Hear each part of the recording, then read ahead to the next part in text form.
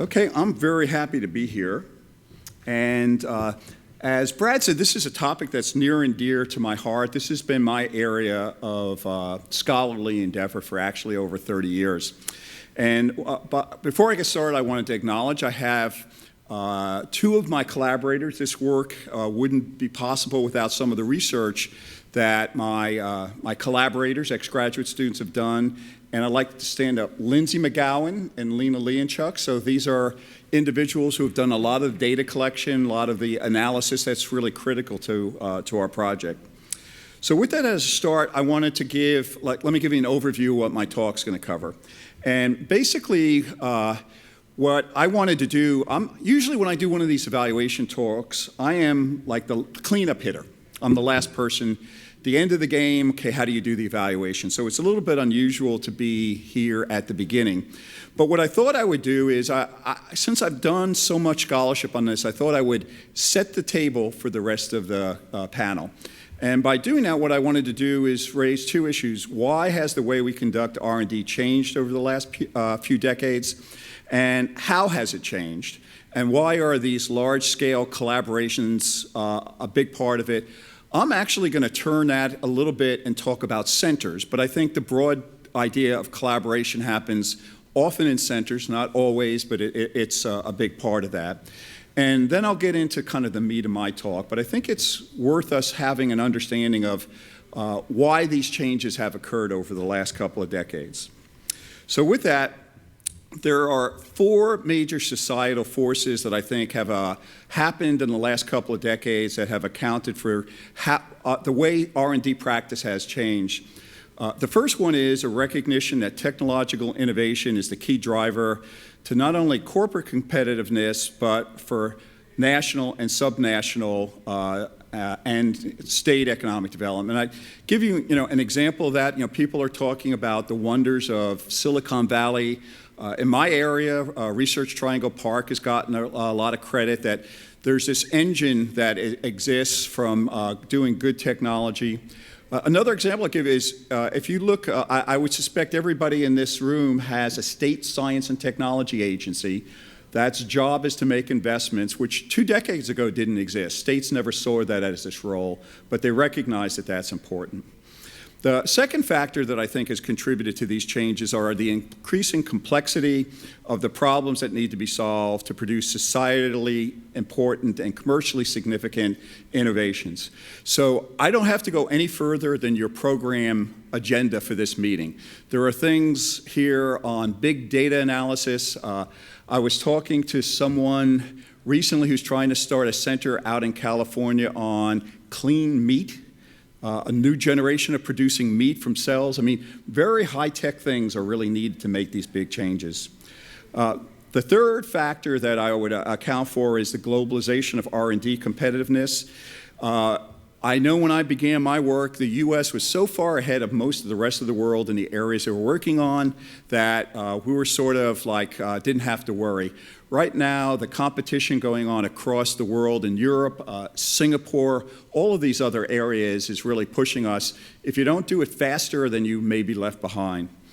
And the third force that I would talk about is the recognition that the individual investigator, what I would call R&D as usual, doing low-hanging fruit research, is not going to get it done. So the way we've funded research in the past is really not going to be sufficient to make things happen.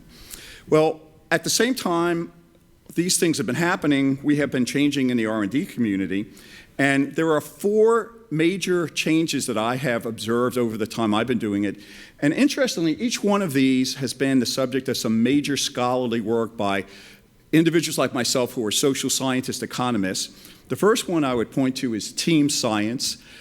This is the idea that we're now beginning to need to do projects, not just at the individual PI level, but we need to get multidisciplinary large teams together. One of the major proponents and pushing this, National Institute of Health, if you Google team science, you will find a huge amount of resources at NIH now on team science, what it is, how to do it, and there's now a professional association, interesting, the science of team science. So this has become such a big area. There is an international conference that happens on an annual basis now to look at that. Below that, I would draw attention to the whole idea of open innovation. I assume most of you are familiar with it. Henry Chesbrough came out with a book, a decade or so ago. Everybody had been doing this, but sort of didn't understand what the notion of open innovation is.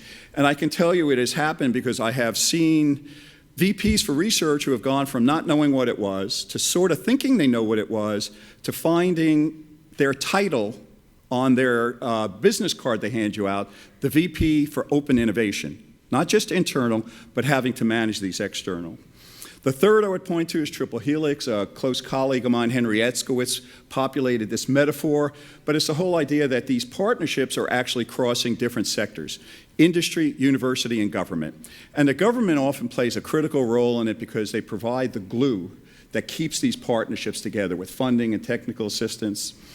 And the last one I would point, and if many of you have heard this, but the rise of the creative class. Richard Florida, who's another colleague of mine, got very famous because he drew people's attention to the fact that if you want to kind of continue be high-level competitiveness, human capital is the big thing. You have communities, companies now competing just at a very fierce level to get the smartest people. That's what's going to fuel us. And so all of these, I think, are critical ingredients of how we've changed. But what I would argue is all of these are going on individual level, and I suspect that my other speakers are going to talk about some team science, but they may not be talking about others. But what I'd like to do is draw your attention, and my focus is going to be on what I call cooperative research centers. And basically, I think what's interesting about cooperative research centers is that they incorporate all four of these changes that I've been talking about in I think, a fairly synergistic way. And there's a definition of that. You can read that. I won't go into it. But if you want to find out something concrete that represents that, you don't have to go further than a bunch of USDA programs. The CAP programs, in my mind, are a cooperative research center. The USDA Centers of Excellence, and for those of you who are familiar with sustainable agriculture system solicitation, they're funding centers, cooperative research centers. And what I think makes them sort of interesting is those four trends that I talked about that have been major changes on the landscape of R&D, they check every one of those boxes. They are multidisciplinary, team-based. They include external stakeholders. Every one of these things has at least an advisory board from industry. They include government funding to kind of be the glue, some cost sharing, et cetera. And finally, they all, and I think this is critical, those other entities go on, but they have a training mission. So they also understand you have to have an integrative. If you're not training the next generation of the graduate students and the postdocs, you're probably going to fall behind. So all of those things that I say are major phenomena are captured in a cooperative research center. Sounds great, but how do you do it in practice? And that's my organizational chart for a cooperative research center. It looks very easy to handle. Now, it's just a cartoon, but the challenge in the cooperative research center, it sounds great on paper, but they're complex, non-traditional, administratively complex, boundary-spanning organizations. A laundry list of things you may have to kind of take into account. You have leadership without authority. My buddy Brad here is not the reporting line. He has investigators working for him. He's not the department head. So a lot of the centers I have, people are basically, you have a research leader, but that is not a line authority, and you have to figure out how to make that work. You have a clash of cultures. You have industry and university, faculty wanting to publish, companies saying, wait a second, I want to protect that. It looks like there's some IP here. You have this integrative mission. It's not just research. You're doing education. You're doing tech transfer. And a high potential for conflicts of interest, issues related to scientific integrity, a variety of issues, and we've done some research on these things. Ultimately, I guess the message I would say is they may be high reward, but they're high risk kinds of creations. And the risk part of it, I think, comes in two dimensions. One is they're expensive. These are funded at fairly large levels compared to most awards. And there's long-term. You're not going to see results from these in a year or two. They're going to take 5, 10, maybe longer. That also brings up the issue of sustainability. The government is not going to stay in funding these things forever. And when they fund them and they say, please tell us what your sustainability plan is. And if you don't have that and you don't achieve that, then the investment may be for naught. Really critical issue, there is no playbook for faculty PIs who are thrust into this. One day you're a faculty member, the next day you're managing this large multidisciplinary team who really don't report to you. And what I would say is if you're a policymaker or someone who's interested in this, I don't have algorithms like Brad has, so here's my hypothesis. The question is, are cooperative research centers greater than the sum of a bunch of individual principal investigator awards? I think that is what a lot of policymakers, there's not everybody who believes this is the best way to go. There are people who say, give me 10 PI awards and I would do better than this. And that's something you have to kind of decide if that's the case. So with that, I want to turn to my area of interest. So that's setting the table for everybody. That's some of the dimensions I think people have to think about. So why should evaluation, Brad talks scholarly research. I do scholarly research. I have several books I've written on centers. Why should evaluation be a part of kind of doing this? Well, the first question is, if it is a triple helix initiative, if the government is funding it, it is the law. 1993, the federal government passed the Government Performance and Results Act, and they updated in 2010. And if you have a government program, you have to articulate goals and you have to specify how you're going to measure the progress of their goals. It literally is a law. However, my experience is that for many initiatives, that's sort of a low bar to get over. I will tell you, though, if you're doing one of these large funded, they take this very seriously.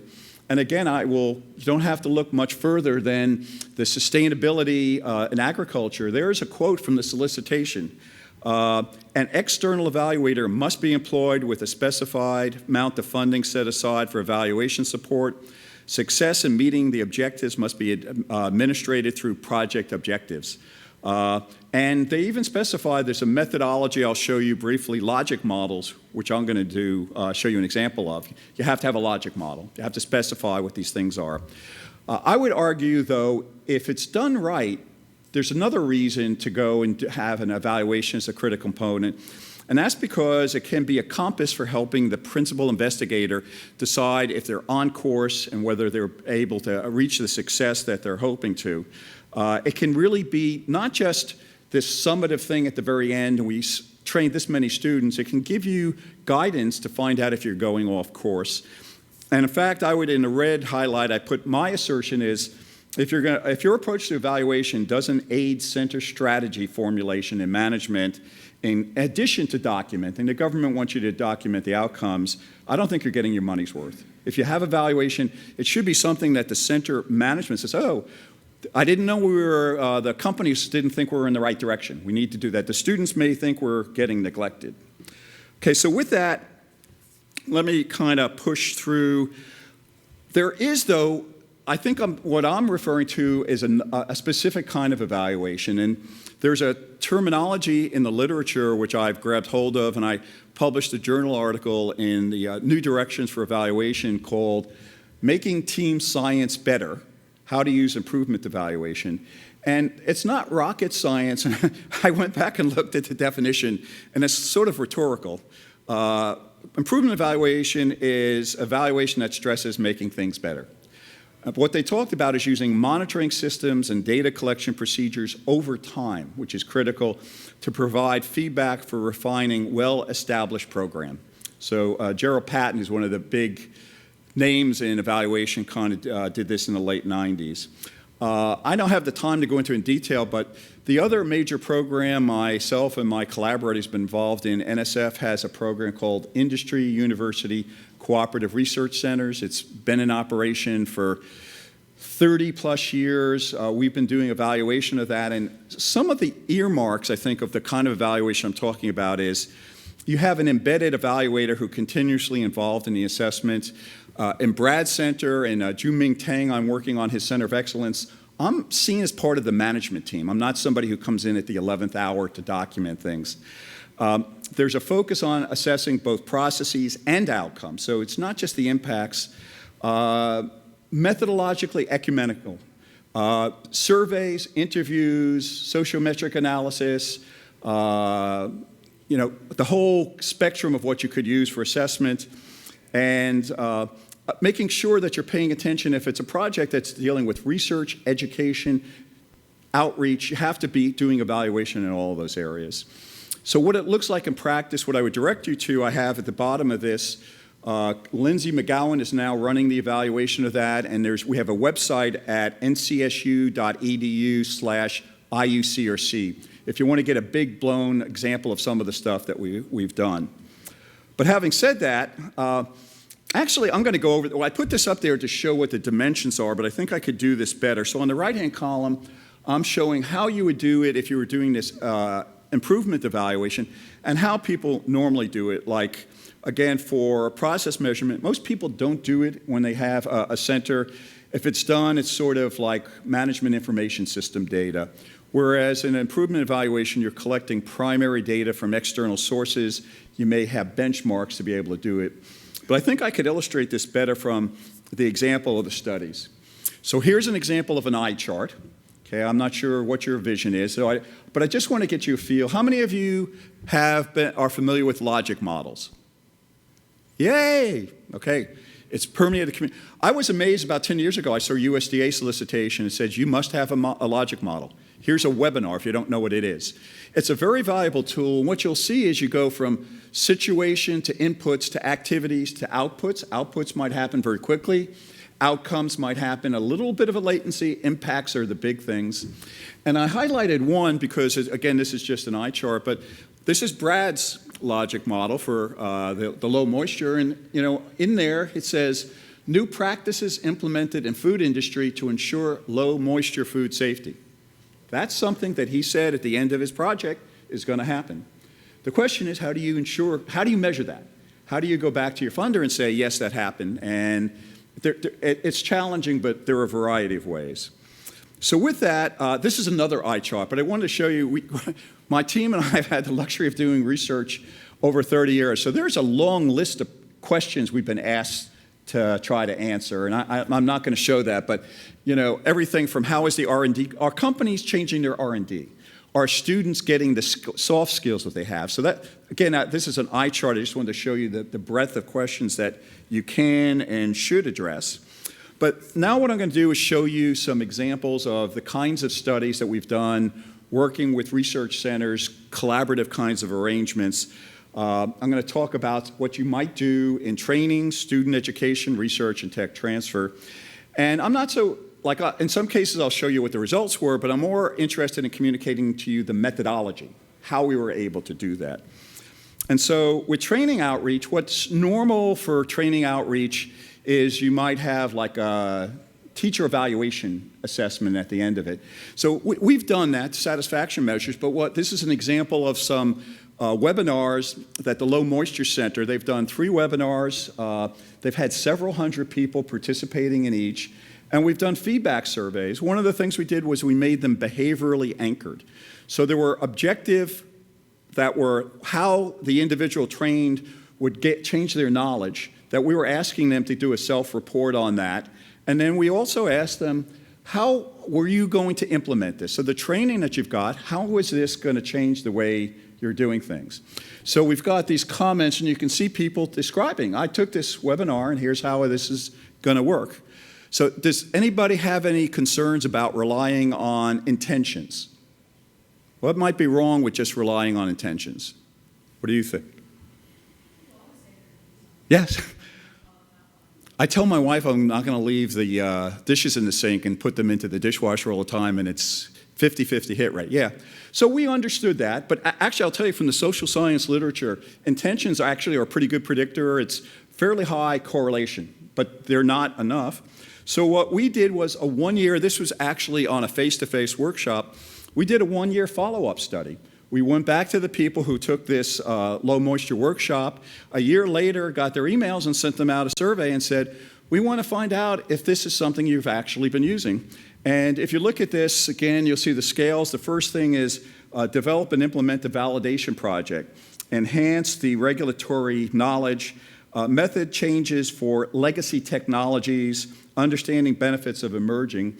And then we also asked them open-ended, but the thing that we thought was really neat with this, and I'll point your attention to the last 4 dimensions, each of those dimensions were what I would call diffusion changes. It wasn't just the person who was changed, and so they gave us fairly large changes on, I advocated for emerging technologies within my company. I advised a colleague. I recommended to supervisors changes and knowledge for presentations to external stakeholders. So we feel now we have pretty good evidence that these workshops were working. It goes beyond self-report. People a year later said they were using it, and they said, give us more. We want this. So that's one example. Student assessment. There's a lot of different ways to do this. This is an example, again, I think from Brad's, and what we did, we had behaviorally anchored, they had educational objectives for this training program. The grad students and postdocs are the next generation. We had their professional development objectives, technical knowledge objectives, and professional communication. A combination of hard skills and soft skills, and very high ratings. Interestingly, we also had asked them about career goals, and in this project, about 30% of them said their career goals had changed based on the experience working in the center. Interesting, rather than going more towards industry, they said they had changed more towards thinking about going into university. And my belief about that was, by working in this kind of a center, they realized they didn't have to go out into industry to do work that made an impact in the real world. The center was doing that with companies, and they saw maybe being a professor isn't so bad. This is mostly, but what I will tell you, we've gone beyond this in other studies. We've done this kind of stuff with control groups. Lena, who's sitting in office, did a control group study looking at students and how it changed their social capital, and was able to document they had more extensive social capital. Research assessment. I'm getting near this, but most people, how would somebody, if you're doing a project, how do you document that you did well as far as research goes? What's the typical way of doing it? Count publications. We had 5 publications. That's great, but is that really a good metric? And so one of the things we've been doing, and we did this again on Brad's, we've done bibliometrics. So you had 32 publications, but are they good publications? Are they having an impact? If you look at that logic model, it was talking about impacting how people do their work. Are they adopting it? And so up here on the top right, what you'll see is we did a look of all the publications that they were in. And I'm not getting this right. Oh, okay. And we got their impact factor, and what was the average impact factor for the category in which that journal is in. And we're able to show here that the average journal that the center researchers has an impact factor of 4, whereas the journals in the categories that they were listed in have an impact factor of 2.5. This is the citation analysis, and you can see after a latency of like a year or 2, it takes a while. There's always a lag here, but there's 138 citations, a team H factor of 7, and that's only going to get bigger. I mean, you can see what's going on with the scale.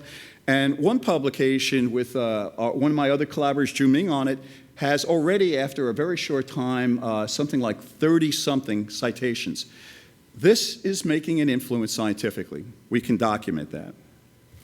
I want to show, they're just going to put this up, but if you, Web of Science, Lena and our team has gotten very sophisticated in doing this. There's a bunch of tools. If you're interested in team stuff, this is showing all of the institutions who are reflected in the publishing. The lower one is all of the different authors, so it gives you sort of a mapping of that to demonstrate visually that this is actually team research going on. I'm going to go to the technology transfer.